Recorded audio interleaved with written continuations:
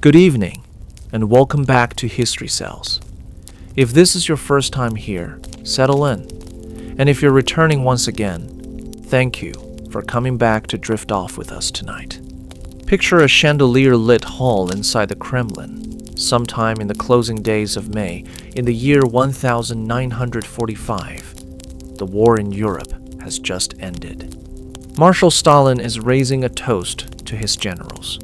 And among the words he chooses, one phrase stands out above all the rest: good diplomacy. He tells them, is sometimes worth more than 2 or 3 armies combined. It is a strange thing for a man who has just won the largest land war in human history to say. But this single toast contains, almost in miniature, the entire story of what the Soviet Union would spend the next 46 years trying and ultimately failing to do: turn the blood and sacrifice of one war into permanent dominance over half a continent. Take a moment to like this video if these slow histories help you fall asleep, and subscribe only if you genuinely enjoy what we do here. And if you feel like it, drop your location and your local time in the comments. There's something quietly nice about knowing someone else, somewhere else in the world, is settling in to hear the same story tonight.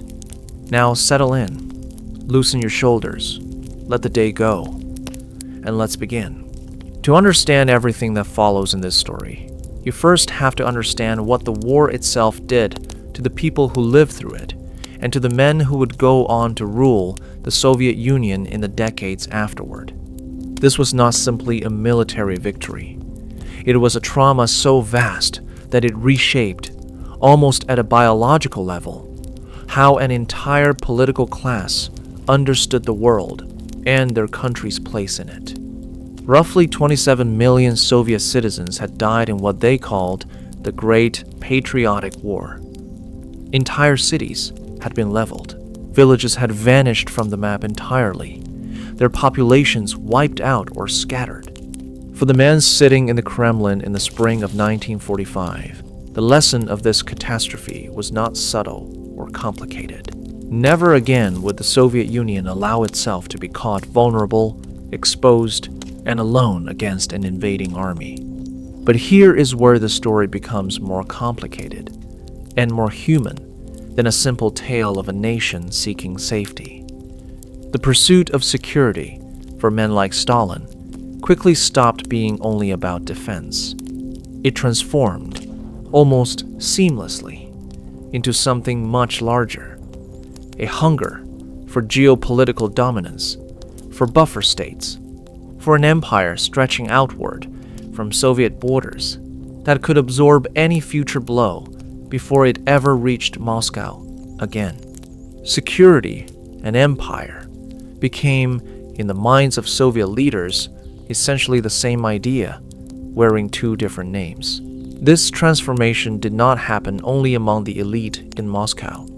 It happened in smaller and more personal ways, across the vast machinery of Soviet officialdom, stretching all the way down to regional party officials in places like the Caucasus. Soviet documents from this period reveal officials in Georgia and Azerbaijan pressing Moscow for territorial claims against neighboring Iran and Turkey, hoping to double the size of their own republics using the momentum of victory. Azerbaijani officials wanted land they considered rightfully theirs. Georgian officials made similar claims against territory near the Turkish city of Batum. Armenian officials pressed for the return of the Ararat region. Stalin, watching all of this unfold, understood something valuable about human nature and about how to run an empire. If his officials were kept busy coveting the territory of neighboring countries, if they were kept occupied dividing up the spoils of a shattered Germany, then their energy would be absorbed by the project of empire, rather than turned inward against his own regime. Ambition, properly directed outward, became a tool of internal control. At the very same time, this expansionist appetite was growing inside the Soviet system. An entirely different relationship was blossoming on the surface between Stalin and the United States. When Hitler invaded the Soviet Union in June of 1941, and Japan attacked the United States 6 months later in December, two nations that had spent years eyeing each other with deep suspicion suddenly found themselves fighting the same enemies. For Stalin, this alliance with Franklin Roosevelt's America became, in practical terms, the most generous partnership he would ever have. Even as German forces pushed toward the Volga River in the darkest days of the war, Roosevelt was already imagining a post-war world in which the Soviet Union would sit at the head table as a co-organizer of global security. In one striking conversation in Washington during the closing days of May 1942, Roosevelt told Vyacheslav Molotov, Stalin's foreign minister, that the world would need something like an international police force to prevent another war for the next 25 to 30 years. The victorious powers America, Britain, and the Soviet Union would need to maintain their military strength after the war ended, Roosevelt explained. While Germany and its former allies would need to be disarmed entirely, Roosevelt called this arrangement his Four Policemen, adding China as the fourth power that would help keep peace through collective force. Molotov, by most accounts, was genuinely startled by the boldness of this proposal. Stalin, upon hearing of it, instructed his foreign minister to immediately assure Roosevelt of the Soviet Union's warm agreement. It is worth pausing here, in this quiet moment between two wartime allies imagining a peaceful future together, to notice just how fragile this vision already was, even as it was being described.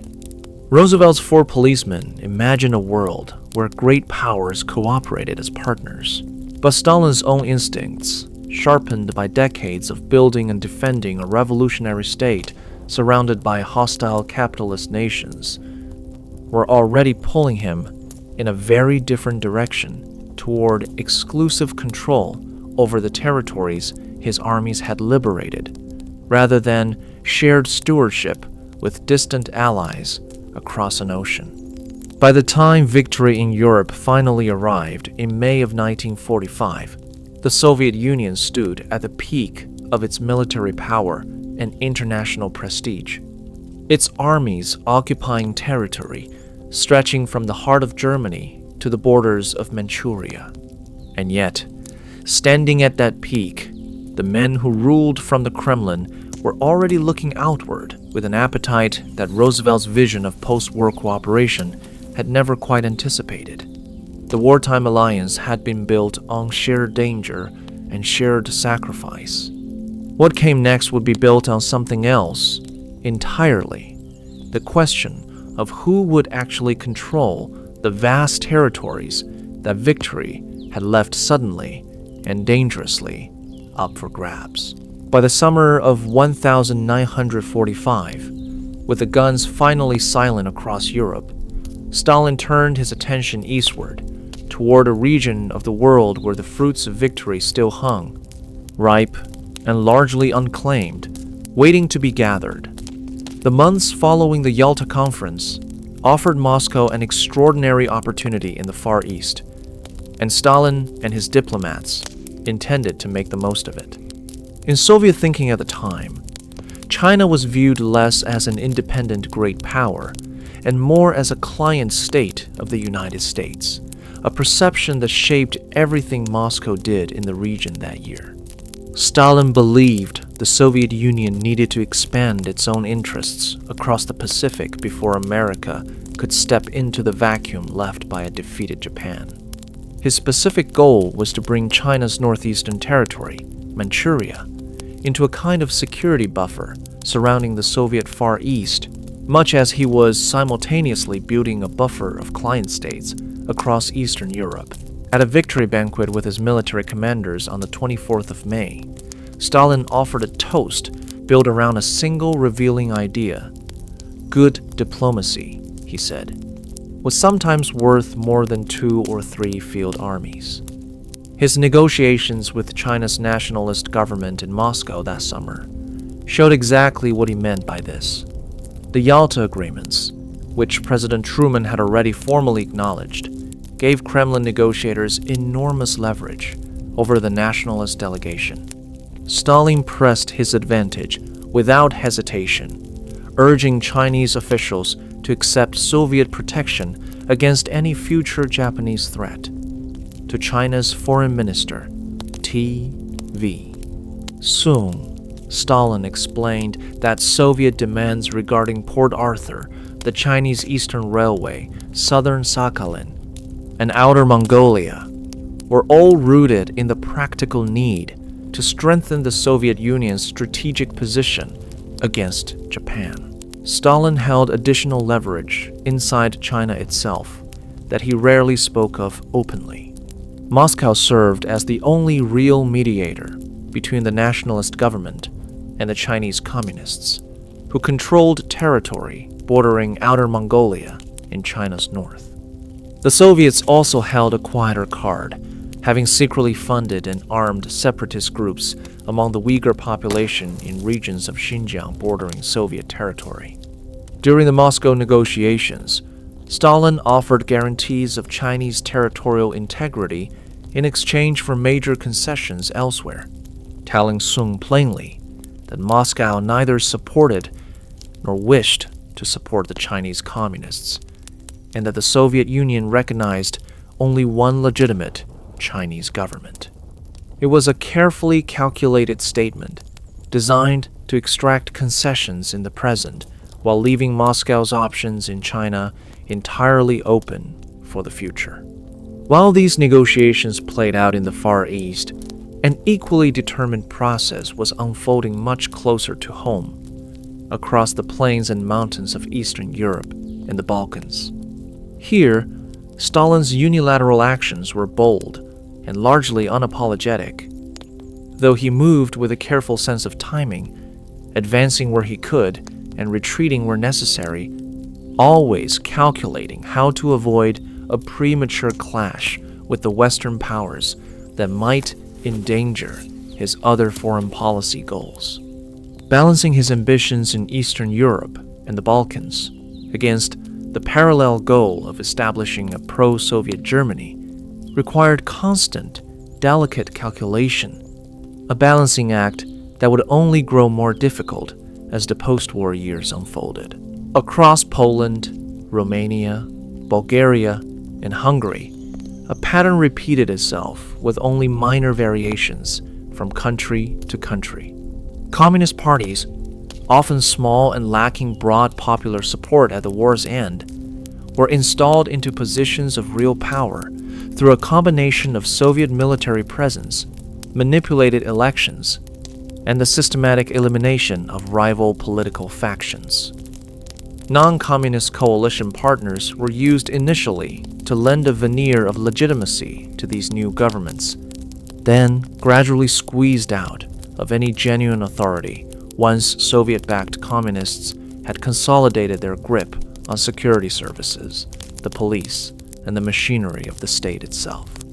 It was a process that moved at different speeds in different countries, but it moved almost everywhere across the region in the same direction. For the officials carrying out this work, whether in the corridors of the Kremlin or in the newly reorganized ministries of Warsaw and Budapest, the project of building a Soviet sphere of influence became something more than mere policy.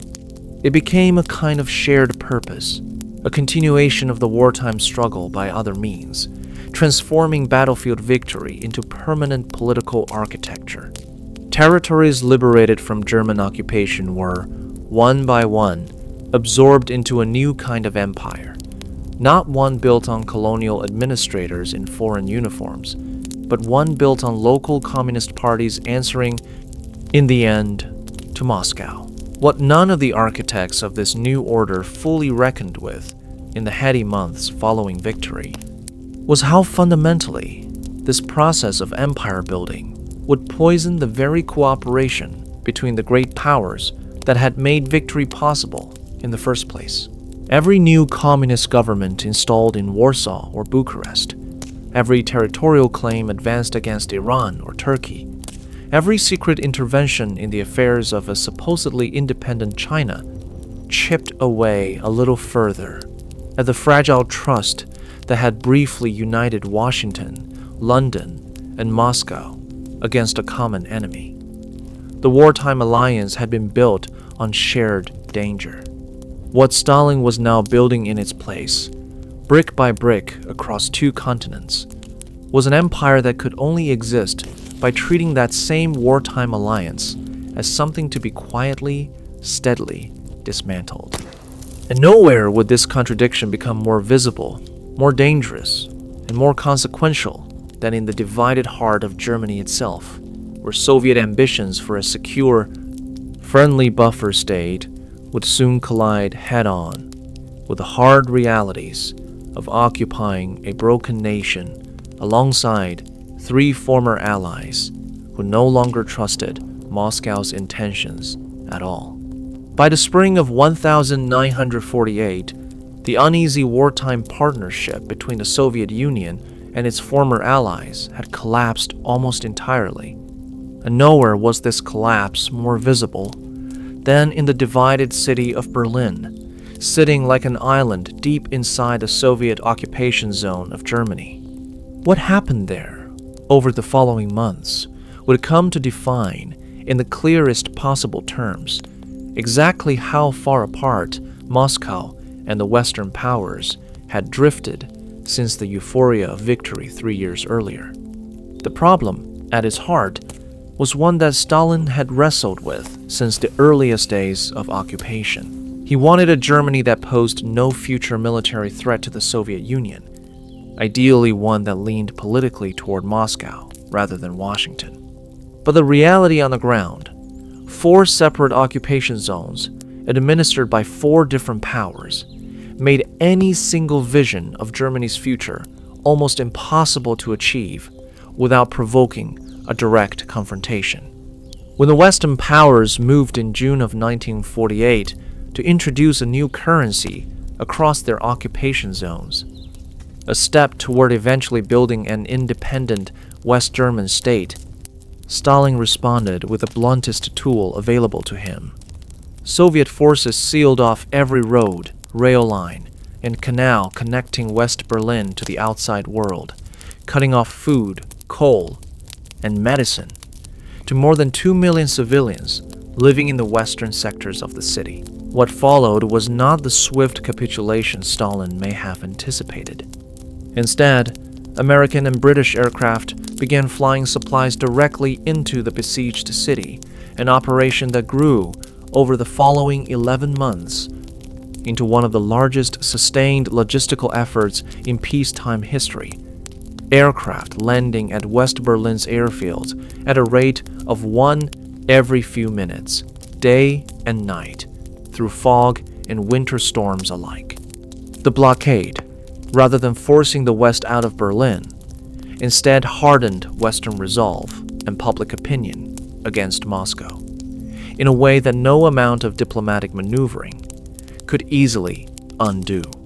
By May of the following year, Stalin was forced to lift the blockade without having achieved his underlying goal, and within months, 2 separate German states, one aligned with Washington and one aligned with Moscow, had formally come into existence, cementing a division of the country that will last for more than 4 decades. The Berlin crisis revealed something important about the limits of Stalin's approach to foreign policy in these years. He was a master of exploiting opportunities where Soviet military presence gave him overwhelming local advantage, as he had shown across Eastern Europe in the years immediately following the war. But when his adversaries refused to be intimidated, when they found creative and unexpected ways to sustain their position despite apparent Soviet dominance on the ground, Stalin's options narrowed considerably.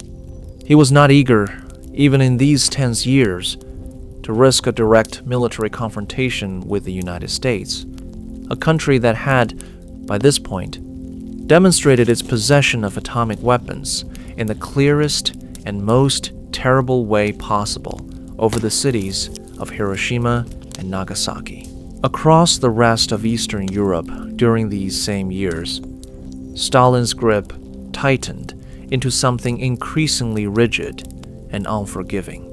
The relatively loose, multi-party coalition governments that had characterized the immediate post-war period gave way, one country after another, to fully consolidated single-party communist states, purged of any remaining independent political voices.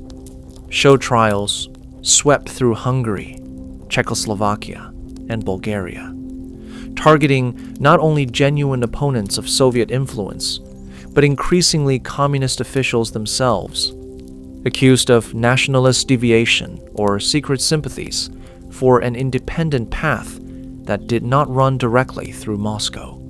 The most dramatic and consequential break of this period came not from a Western capital, but from within the communist world itself, when Yugoslavia's leader, Josip Broz Tito, refused to accept the degree of Soviet control that Stalin expected from every state within his growing sphere of influence. The rupture between Moscow and Belgrade in 1948 sent shockwaves through the communist movement worldwide, demonstrating that even a fellow communist state, one that had fought its own bitter partisan war against German occupation without significant direct Soviet military assistance, could resist becoming merely another satellite in Stalin's expanding empire. For Stalin, the lesson of Tito's defiance was troubling in ways that went beyond a single country. If Yugoslavia could break free of Moscow's control, what did that mean for the durability of Soviet dominance elsewhere across Eastern Europe? Through the final years of his life, Stalin's foreign policy grew increasingly rigid, increasingly suspicious, and increasingly shaped by an aging leader's deepening paranoia rather than by any fresh strategic vision. Purges continued across the satellite states. Relations with the West remained locked in the deep freeze that Berlin had helped establish. And inside the Soviet Union itself, a new wave of repression began targeting officials and citizens whose loyalty Stalin had come to doubt, part of a broader climate of fear and suspicion that touched nearly every level of Soviet society in these final years. By early March of 1953, this era of Stalin's absolute and increasingly brittle rule came to its sudden end. The dictator who had built an empire from the ashes of war, who had faced down a blockade in Berlin and a rebellion in Belgrade, who had ruled through fear for nearly 3 decades, collapsed at his dacha outside Moscow and died within days, leaving behind no clear successor and a system of government built almost entirely around the concentration of power in a single man's hands. What followed would be one of the most consequential power struggles in the history of the Soviet state, as the men who had served Stalin for decades now turned to face each other, each wondering who among them would inherit the empire their master had built. The funeral itself, held in early March of 1953, drew crowds so vast and so desperate to glimpse Stalin's body that dozens of people were reportedly crushed to death in the crowded streets of Moscow. A grim and almost fitting final tribute to a regime that had, for nearly 3 decades, treated ordinary lives as expendable in service of larger goals. Inside the Kremlin, a very different drama was unfolding, one conducted in hushed conversations and carefully calculated alliances rather than public grief. Stalin had left behind no designated successor, no clear mechanism for transferring the enormous personal power he had accumulated, and this vacuum set off an immediate, if initially quiet, scramble among the men who had served closest to him. Georgy Malenkov emerged first as the nominal leader, taking Stalin's position as head of government, while Lavrentiy Beria, the feared chief of Stalin's security apparatus, appeared for a time to hold the most genuine power behind the scenes, controlling the secret police machinery that had terrorized Soviet society for decades. Nikita Khrushchev, meanwhile, occupied a position that seemed, to outside observers, considerably less formidable, heading the Communist Party's organizational apparatus rather than the more visibly powerful instruments of government or security. What followed within months revealed just how quickly the balance of power inside this new collective leadership could shift. Beria, whose control over the secret police made him the most feared and most distrusted figure among his fellow leaders, found himself outmaneuvered and arrested in a coup orchestrated by his supposed colleagues within the year, accused of crimes against the state and executed by the end of 1953. His fall demonstrated something important about the psychology of this new leadership generation. However much they had served under Stalin, however deeply implicated they had all been in the machinery of terror he had built, none of them wanted to see that same machinery concentrated once again in the hands of a single dangerous rival. With Beria removed, the contest for supreme power narrowed to a quieter, more prolonged struggle between Malenkov and Khrushchev, played out through shifting alliances within the Politburo and through subtle changes in policy direction that each man used to build support among the wider party apparatus. Malenkov, notably, pushed for a foreign policy emphasizing the possibility of genuine peaceful coexistence with the West, alongside a shift in economic priorities toward consumer goods, rather than the heavy industry and military production that had dominated Soviet planning for decades. It was, in some respects, a genuinely reformist vision, one that acknowledged the enormous costs the Soviet population had borne under Stalin's relentless focus on military and industrial buildup. Khrushchev, by contrast, built his own path to power more gradually, working through the party apparatus he controlled to place loyal officials in key positions across the vast Soviet bureaucracy, while positioning himself as a defender of the party's traditional priorities against what he characterized as Malenkov's dangerous softness.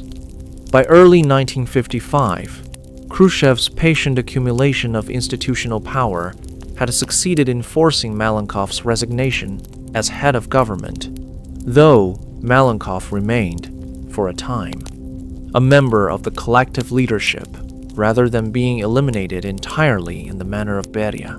This internal power struggle was never simply about personal ambition. It was inseparable from genuine disagreements over what kind of country the Soviet Union should become in the years following Stalin's death, and what kind of relationship it should pursue with the wider world. Some within the leadership genuinely believed that reducing international tensions and easing the burden of military spending on ordinary Soviet citizens represented the only sustainable path forward. Others remained deeply suspicious of Western intentions, convinced that any relaxation of vigilance would be exploited by capitalist adversaries seeking to undermine Soviet security. These competing instincts, present within nearly every member of the post-Stalin leadership to varying degrees, would continue shaping Soviet foreign policy debates for years to come, never fully resolved, even as one leader after another rose and fell from power. By 1956, Khrushchev had consolidated enough personal authority to take a step that would have been unthinkable under Stalin himself, delivering a secret speech to a closed session of the Communist Party's 20th Congress, in which he denounced Stalin's crimes, his cult of personality, and the atmosphere of terror that had defined Soviet political life for a generation. The speech, though officially secret, spread with remarkable speed through party circles and eventually beyond Soviet borders entirely. sending shockwaves through the communist world and setting loose ideas and expectations that Khrushchev himself would struggle in the years ahead to fully control. But even as this dramatic reckoning with the Stalinist past was unfolding within Soviet political life, an entirely different and equally consequential transformation was underway in the realm of military technology and international security. One that would soon place unprecedented and terrifying new tools directly into Khrushchev's hands. Tools capable of ending human civilization within minutes rather than years. On the 4th of October, 1957, a small metal sphere, roughly the size of a beach ball, rose into orbit above the Earth from a launch site deep in the Kazakh steppe, transmitting a simple, steady beeping signal that could be picked up by radio receivers around the entire planet. Sputnik, as this first artificial satellite came to be known, represented far more than a scientific achievement to be celebrated in Moscow. It was proof, delivered in the most dramatic way imaginable, that the same rockets capable of lifting a satellite into orbit could, in principle, deliver a nuclear warhead to any city on Earth. For Khrushchev, watching the triumphant reaction around the world, this single technological achievement offered an intoxicating new tool of Soviet influence, one that seemed to promise the Soviet Union genuine strategic parity with the United States almost overnight. The reality behind this triumphant public image was considerably more fragile than Khrushchev allowed anyone, especially his American adversaries, to fully understand. Soviet missile technology in these years remained far less developed and far less numerous than Western intelligence services initially feared. But Khrushchev proved remarkably skilled at using bluff, exaggeration, and calculated ambiguity to convince the world that Soviet military capabilities matched or exceeded those of the United States. This gap between genuine capability and projected image would define much of Khrushchev's approach to foreign policy throughout these tense and dangerous years. A high-stakes game of nuclear poker played against an American leadership that could never be entirely certain how much of Khrushchev's confidence was real and how much was carefully constructed theater.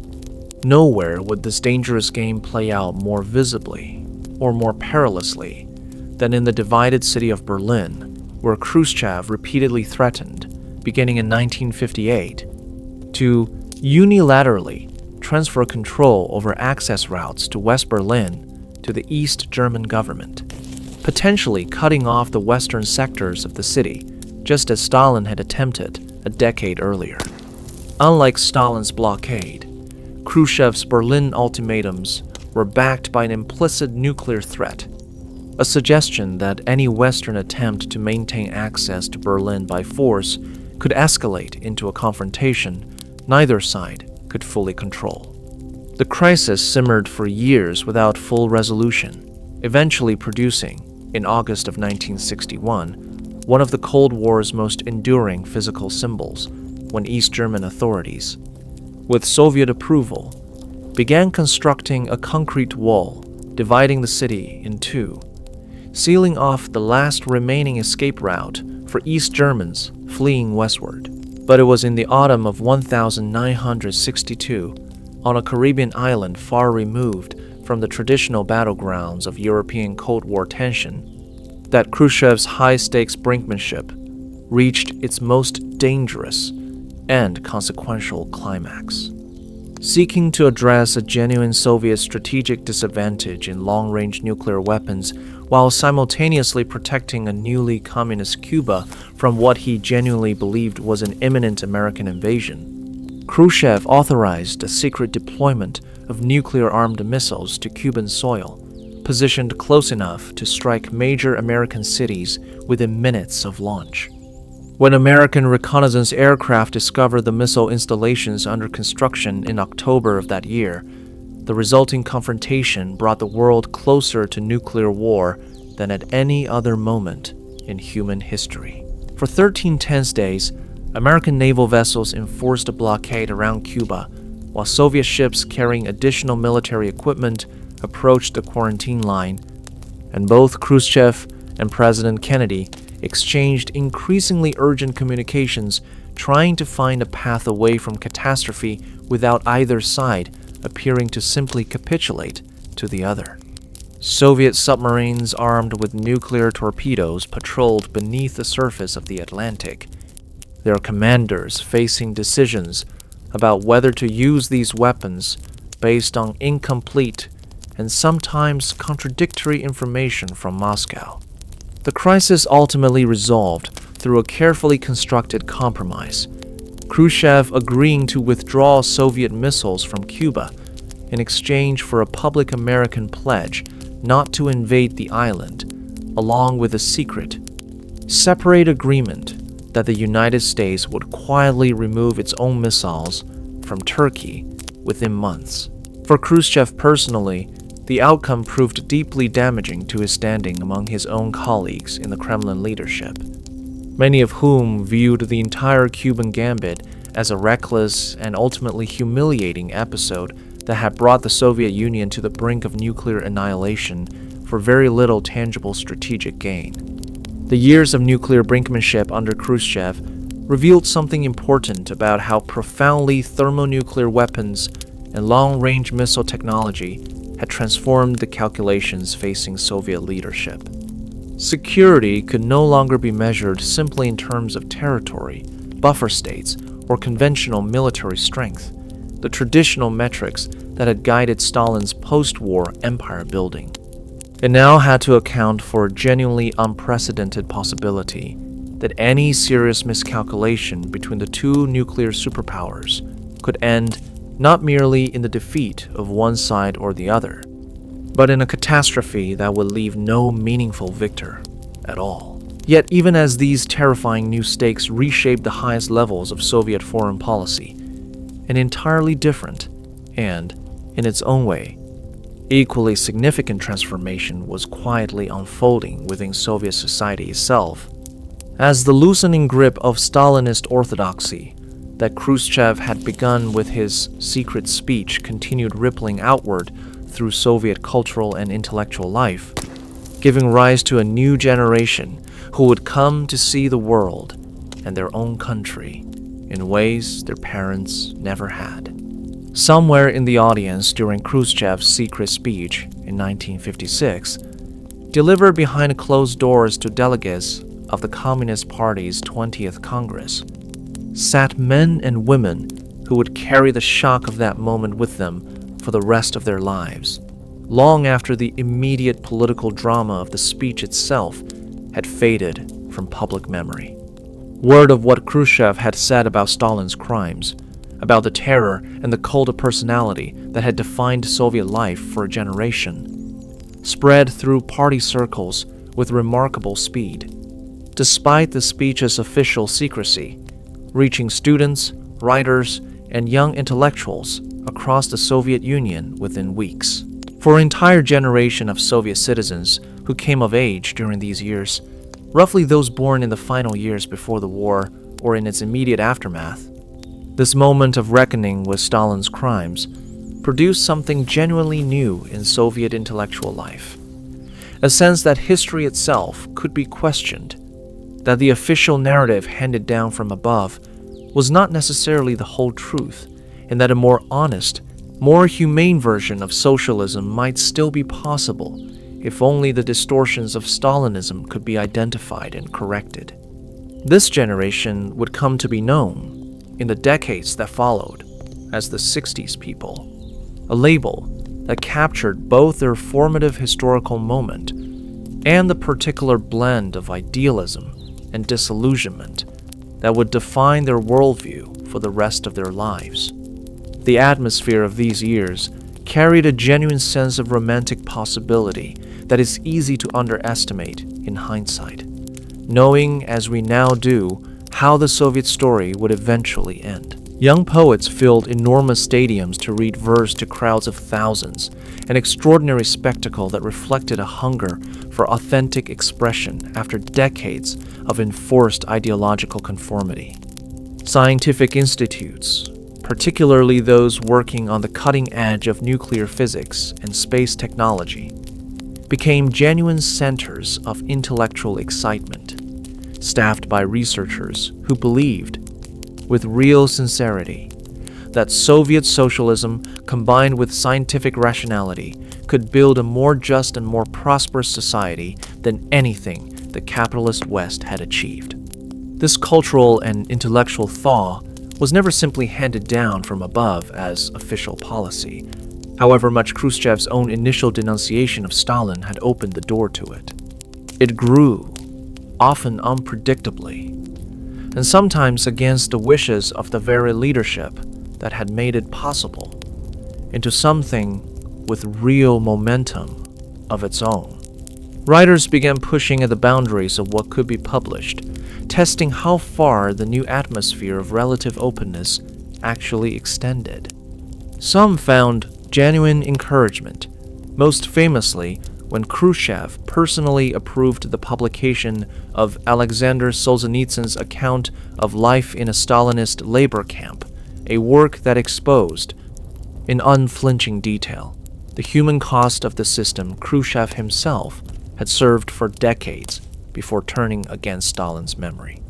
But the boundaries of this new openness remained genuinely uncertain, shifting unpredictably depending on the political winds within the Kremlin at any given moment, and this uncertainty itself became one of the defining features of life for the 60s generation. Artists and writers who pushed too far, or who found themselves caught in shifting currents of internal party politics they could not fully perceive from the outside, sometimes discovered that the thaw could freeze over again with little warning. Khrushchev himself, despite having initiated the process of de-Stalinization, could be capable of sudden, harsh reversals when confronted with cultural expression he found genuinely threatening or distasteful, famously erupting in public anger at an exhibition of abstract art that violated his own deeply conventional aesthetic sensibilities. This tension between genuine idealistic hope for a more open and humane Soviet future and the persistent, unpredictable limits imposed by an authoritarian political system that had not fundamentally changed its underlying structure would define the entire experience of the 60s generation throughout these years. Many of them held on to a sincere belief that socialism itself was not the problem, that the crimes and distortions of Stalinism represented a betrayal of authentic Marxist-Leninist principles rather than an inevitable consequence of the system itself.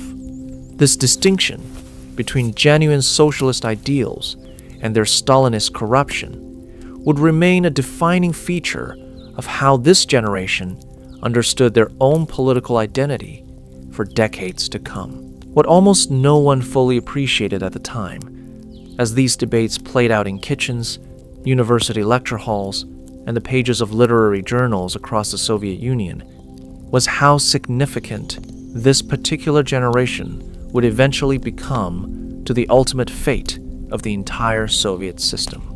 25 years later, one member of this same generation, shaped by the same hopeful atmosphere of the post-Stalin thaw, the same tentative belief that socialism could be reformed and humanized, rather than simply defended in its existing form, would rise to the very pinnacle of Soviet power and attempt, with consequences no one could have fully predicted, to finally deliver on the promises this earlier generation had once believed in. His name was Mikhail Gorbachev. By October of 1964, however, that distant future remained entirely unimaginable.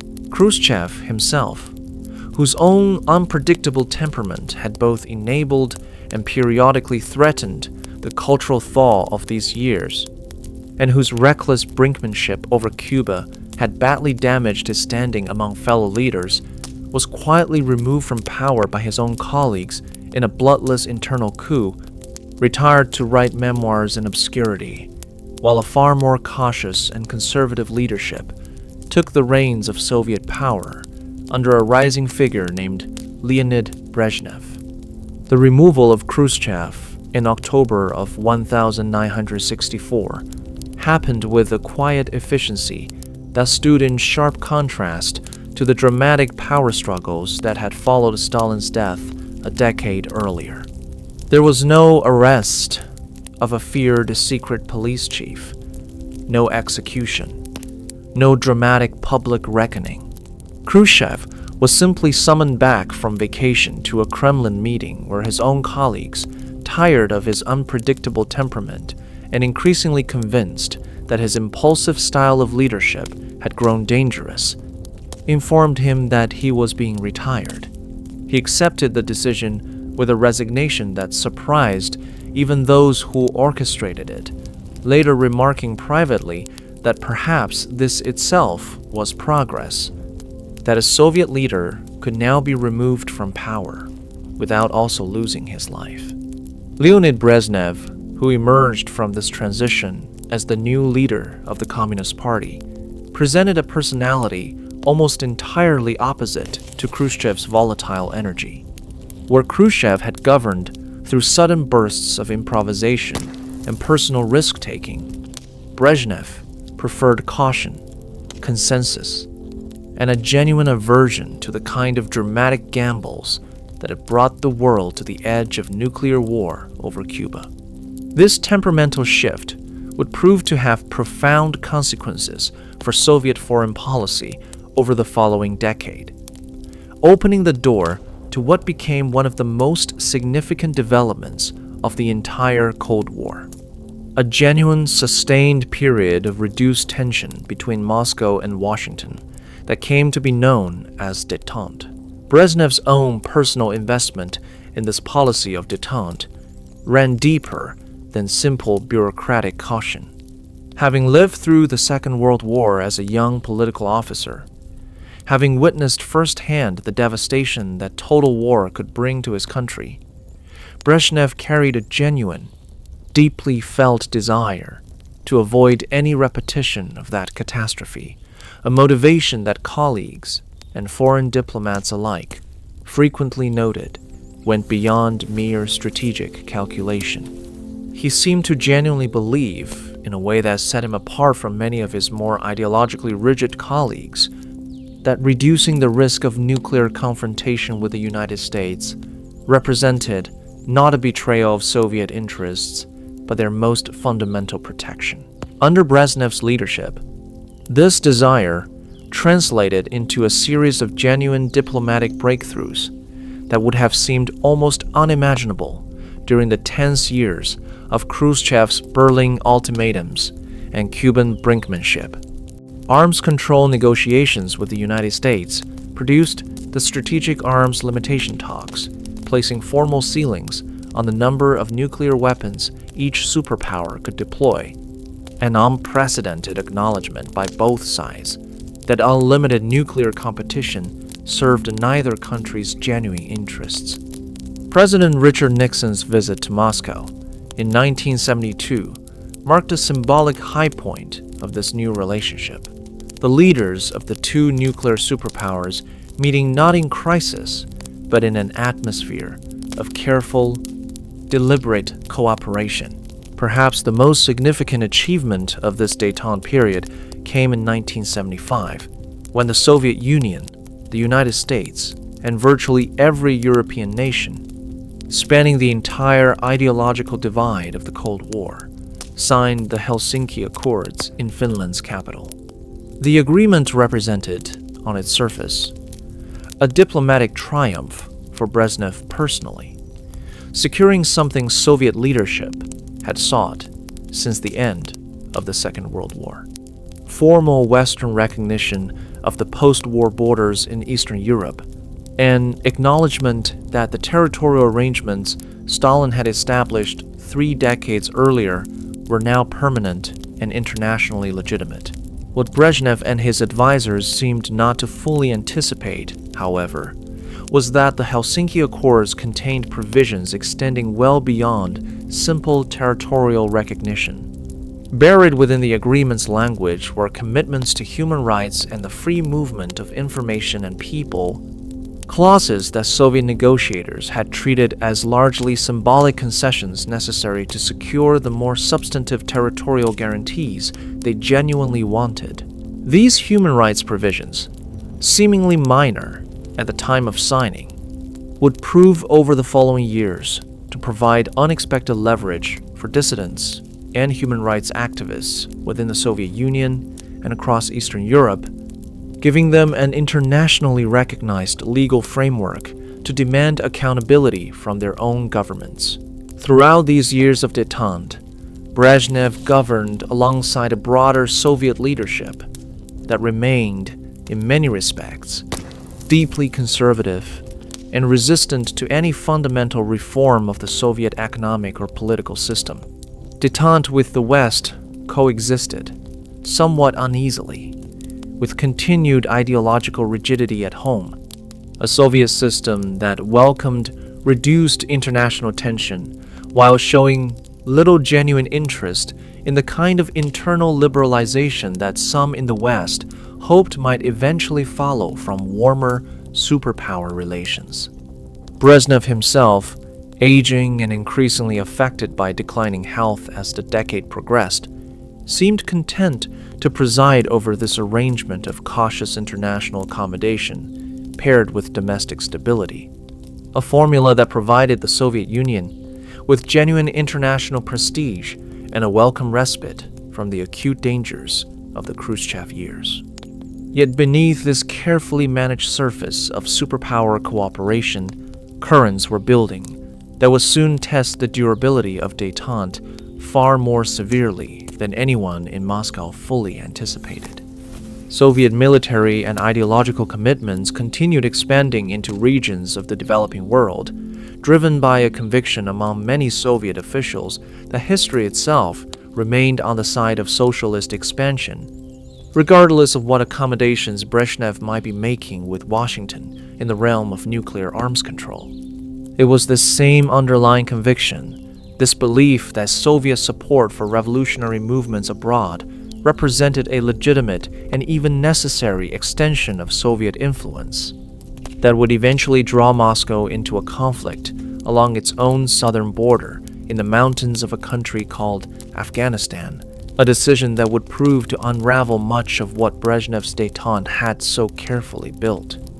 By the middle years of the 1970s, the careful architecture of détente that Brezhnev had worked so patiently to construct was already showing signs of strain, cracks that widened steadily as the decade progressed toward its end.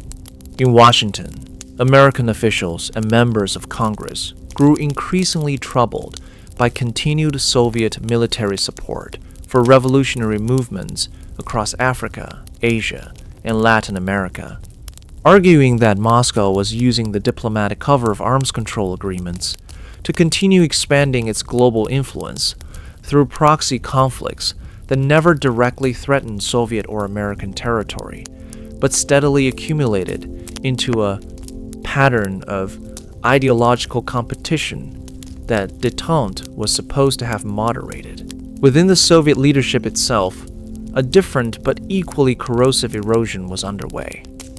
Brezhnev's own health had begun a long, visible decline, leaving him increasingly dependent on medication and periods of genuine incapacitation that left the practical business of governing to a narrowing circle of senior officials around him.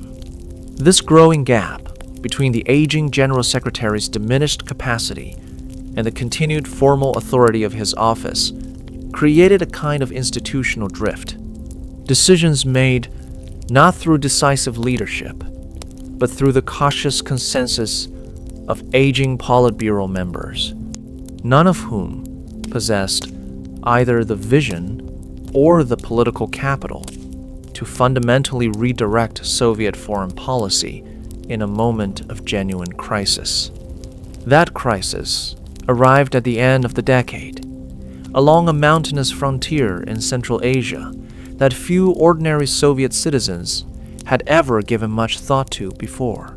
Afghanistan, a nominally non-aligned country bordering the Soviet Union's southern republics, had experienced its own communist revolution in 1978, bringing to power a fractious Marxist government that quickly proved unable to consolidate control over a deeply traditional, tribal, and religiously conservative society. As the Afghan communist government's grip on power weakened through the following year, faced with a growing insurgency and its own internal factional violence, Soviet leadership in Moscow watched with mounting anxiety, worried that a hostile or chaotic Afghanistan on their own southern border might invite influence from rival powers or simply collapse into the kind of instability that could threaten Soviet Central Asian republics with the same religious and nationalist currents already destabilizing Kabul. The decision to intervene militarily, made by a small circle of aging and increasingly isolated Soviet leaders in December of 1979, reflected less a confident strategic calculation than a kind of anxious improvisation by men who had grown accustomed to viewing any perceived threat along Soviet borders through the lens of the security obsessions inherited from the fun. Wartime generation decades earlier, Soviet special forces stormed the presidential palace in Kabul, installed a new and supposedly more reliable communist leader, and Soviet military units poured across the border, initially expecting, much as American planners had once expected in Vietnam, a relatively brief operation to stabilize a friendly government against a disorganized insurgency. What followed instead was nearly a decade of grinding, unwinnable conflict against Afghan guerrilla fighters who knew the country's mountainous terrain intimately and who found themselves, over the following years, supplied with increasingly sophisticated weapons funneled through Pakistan by the United States and other Western-aligned nations, eager to hand the Soviet Union its own version of the costly, demoralizing quagmire that Vietnam had represented for America a decade earlier. Soviet soldiers, many of them young conscripts with little understanding of why they had been sent to fight in a foreign mountain war, found themselves facing an enemy that melted into the civilian population, striking supply convoys and isolated outposts before disappearing back into terrain that Soviet armored vehicles and conventional tactics were poorly suited to control. The invasion's consequences extended far beyond the immediate military and human costs inside Afghanistan itself, devastating as those costs proved to be for both Afghan civilians and Soviet soldiers alike. Internationally, the invasion effectively ended whatever remained of the détente relationship Brezhnev had worked so carefully to build over the previous decade. President Jimmy Carter, who had entered office hoping to deepen superpower cooperation, responded to the invasion with a grain embargo against the Soviet Union, a boycott of the following year's Moscow Olympic Games by the United States and dozens of allied nations, and a marked hardening of American rhetoric and policy toward Moscow that would only intensify further once Ronald Reagan entered the White House the following year. Inside the Soviet Union itself, the war in Afghanistan became something that officials struggled to explain or justify to an increasingly skeptical public, a conflict that produced a steady stream of flag-draped coffins returning home to Soviet cities and towns without any accompanying narrative of clear purpose or eventual victory that could make sense of the mounting losses. The optimistic, reform-minded spirit of the 60s generation, already tempered by years of Brezhnev-era stagnation and conformity, found itself confronting a war that increasingly resembled, in its futility and its human cost, precisely the kind of imperial overreach that many members of that generation had once hoped a more honest, humane version of Soviet socialism might have avoided entirely. By the early 1980s, the Soviet Union found itself in a position that would have seemed almost unimaginable at the height of détente's diplomatic achievements less than a decade earlier. Bogged down in an unwinnable foreign war, facing renewed and escalating hostility from Washington, and led by a rapidly aging leadership increasingly disconnected from both the practical realities on the ground in Afghanistan and the growing exhaustion of ordinary Soviet citizens with decades of stagnation, both economic and political, at home. Brezhnev himself, his health failing further with each passing year, would not live to see how this accumulating crisis resolved. His death was approaching, and with it, an era of Soviet leadership transition that would prove, in its own unpredictable way, every bit as consequential as the earlier transition that had followed Stalin's death 3 decades before. Leonid Brezhnev died in November of 1982 after 18 years at the helm of Soviet power. His final years, marked by a physical and mental decline so visible that foreign diplomats and ordinary Soviet citizens alike had grown accustomed to watching him struggle through public appearances, his speech slurred, his movements slow and uncertain. His death, when it finally came, did not produce the kind of dramatic power struggle that had followed Stalin's passing 3 decades earlier. Instead, it opened a strange and increasingly grim chapter in Soviet history, one defined less by fierce competition for power than by the simple, unavoidable mathematics of an aging leadership running out of time. Yuri Andropov, who succeeded Brezhnev as General Secretary, brought to the position a reputation that set him apart from the cautious, consensus-driven style that had defined the Brezhnev years. As the former head of the KGB, Andropov possessed an unusually clear-eyed understanding of just how deep the rot of economic stagnation, official corruption, and ideological exhaustion had spread through Soviet society during the final Brezhnev years, information that had crossed his desk for over a decade in his previous role. He moved quickly upon taking power to signal a break with the drift of recent years, launching campaigns against corruption and workplace absenteeism, and beginning to promote a younger generation of officials into positions of real influence within the party apparatus, men who would prove, in the years ahead, far more consequential than anyone fully appreciated at the time. Among those Andropov elevated during this brief period was a relatively young regional party official named Mikhail Gorbachev, a man who had come of age during the very same post-Stalin thaw that had shaped an entire generation of reform-minded Soviet intellectuals decades earlier. Andropov saw in Gorbachev something he found genuinely promising, an official capable of clear analytical thinking about the depth of Soviet problems, unburdened by the deepest ideological rigidities of the older generation, yet still fundamentally loyal to the party and the socialist system he had spent his career serving. Andropov's own tenure, however, proved tragically brief. His health, already compromised by chronic kidney disease when he assumed power, deteriorated rapidly, and he spent much of his final months as General Secretary confined to a hospital, governing the Soviet Union largely through written instructions relayed to subordinates rather than through direct, active leadership.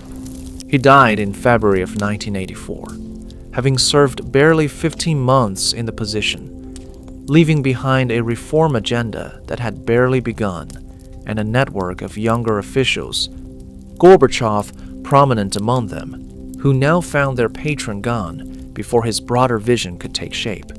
The succession that followed Andropov's death revealed just how firmly the Soviet Union's aging leadership establishment remained committed to preserving its own accustomed patterns, even in the face of mounting evidence that fundamental change was becoming increasingly unavoidable.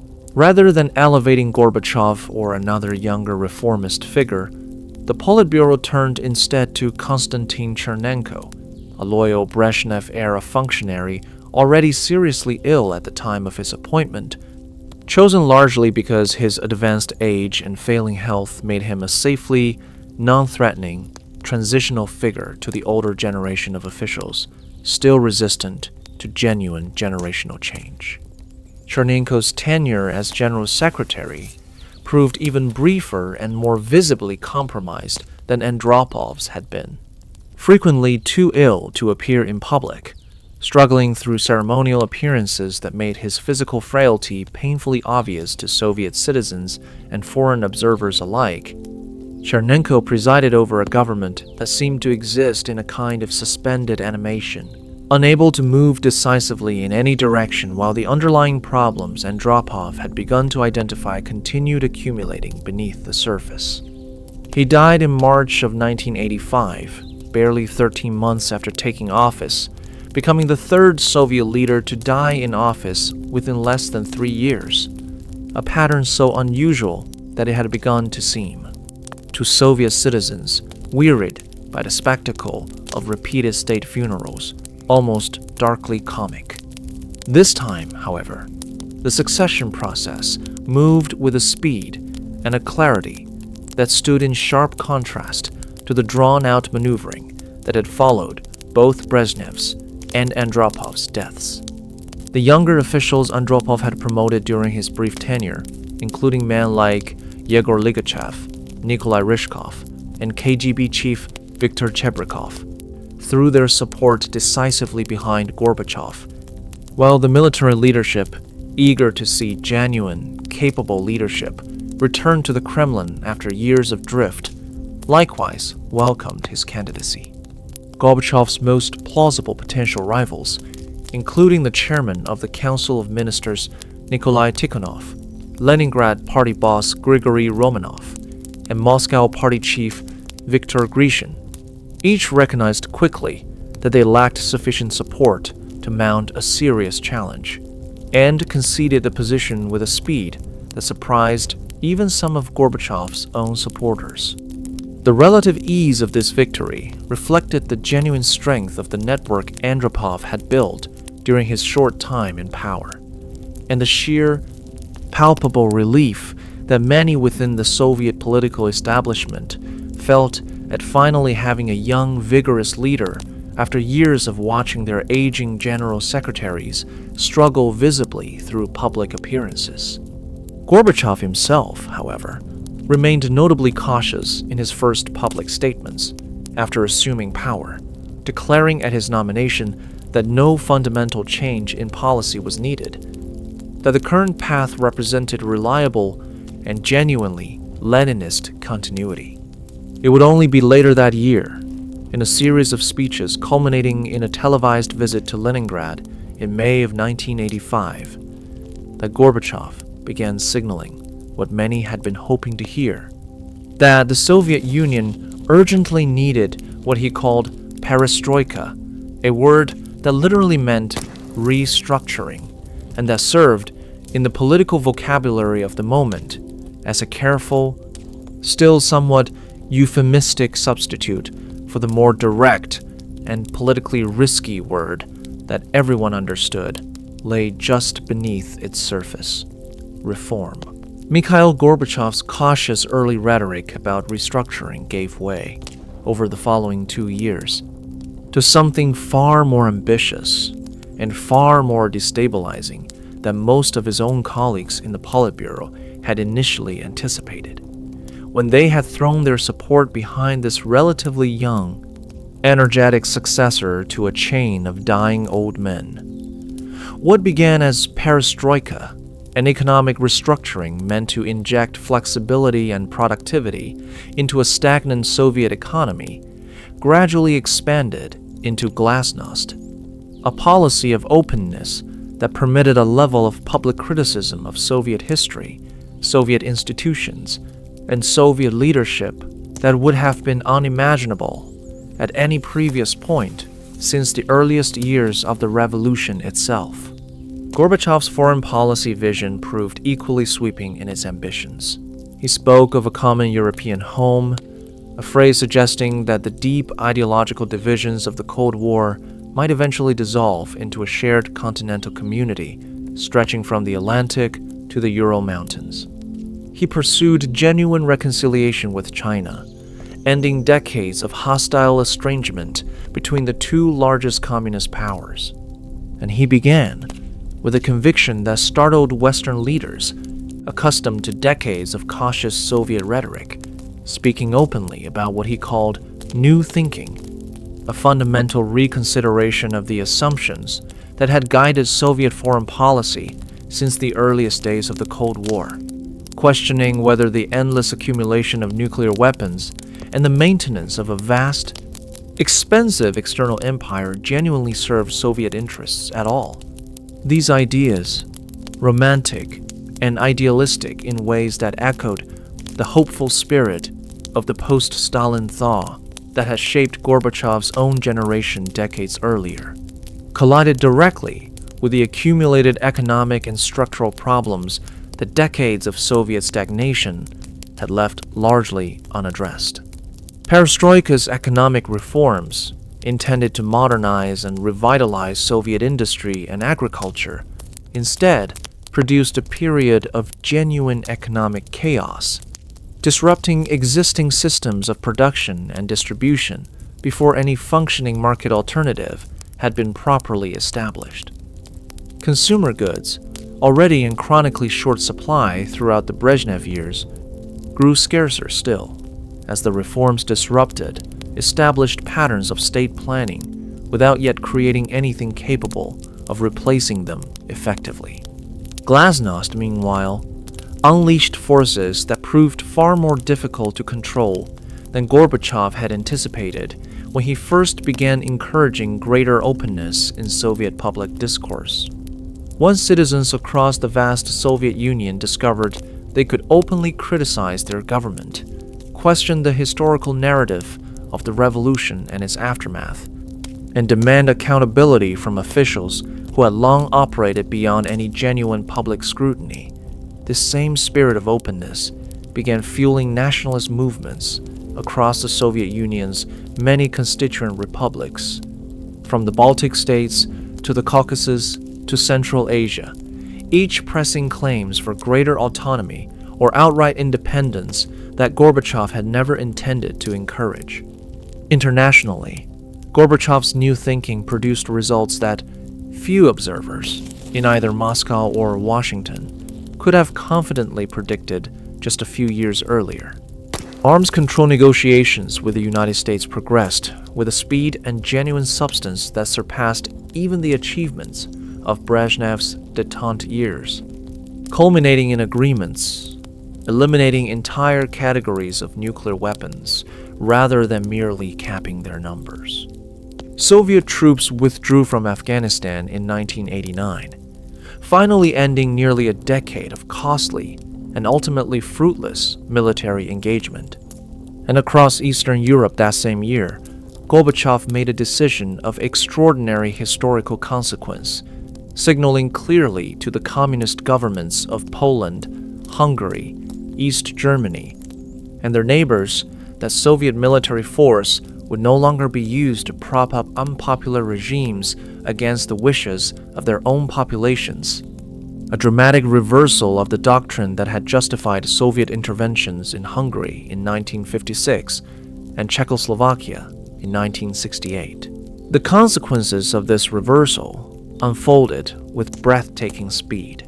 Communist governments across Eastern Europe collapsed one after another in the final months of 1989, culminating in the fall of the Berlin Wall in November, the same wall that has stood as the Cold War's most visible physical symbol since Khrushchev's confrontations 3 decades earlier. Within the Soviet Union itself, the economic crisis deepened further even as political liberalization accelerated, creating a genuinely combustible combination of material hardship and expanding political freedom that Gorbachev found himself increasingly unable to manage or contain. By 1991, facing an economy in genuine crisis, a political system fracturing along the lines of nationalist movements he had inadvertently unleashed, and a conservative faction within his own government that attempted a failed coup against him in August of that year. Gorbachev's authority had eroded to the point where the Soviet Union's constituent republics simply began declaring their independence, one after another, until the Union itself formally ceased to exist on the 25th of December, 1991. And so, as this long story of a failed empire finally draws to its close, it is worth pausing to look back across the whole distance this history has traveled. The wartime generation that emerged from the ashes of 1945 left behind a hunger for security that transformed almost seamlessly into an appetite for empire. Stalin's post-war years left behind a sphere of control across Eastern Europe, built on force and fear, purchased at the cost of the very great power cooperation that had made victory possible. The Berlin crisis and the rigid final years of Stalin's rule left behind a divided Germany and a Cold War frozen into place. The power struggle after Stalin's death left behind a secret speech that cracked open, for the first time, the possibility of questioning the Soviet system from within. Khrushchev's nuclear brinkmanship left behind a world that had stared into the abyss of thermonuclear war and stepped back, chastened from the brink. The Thaw years left behind a generation of idealists, the Sixties people, who believed a more honest socialism might yet be possible. Brezhnev's détente left behind genuine cooperation with the West, purchased alongside continued rigidity at home. The war in Afghanistan left behind an empire that had finally, visibly, overreached beyond its capacity.